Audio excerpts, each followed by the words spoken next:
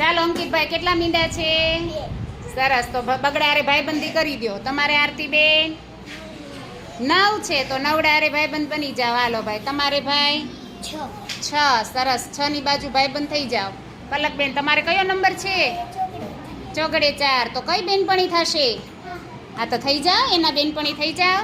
ચાલો કાર્તિકભાઈ તમારે કેટલા છે?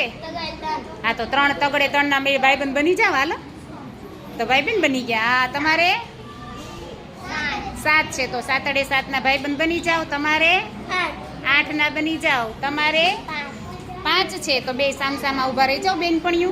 તમારે શું છે? અરે વાહ રુદ્ર, એકડો આવડી ગયો બેટા, બહુ સરસ. તો ભાઈબંધ બની ચાલે ઋત્વિકનો. તમારે કેટલા નંબર છે? 10. તો 10 10 ના ભાઈબંધ બની જા. ચાલો ભાઈબંધ જોવો તો ભાઈ, ભાઈબંધ છે સરખા મીંડા અને સરખા નંબર. તો જેટલા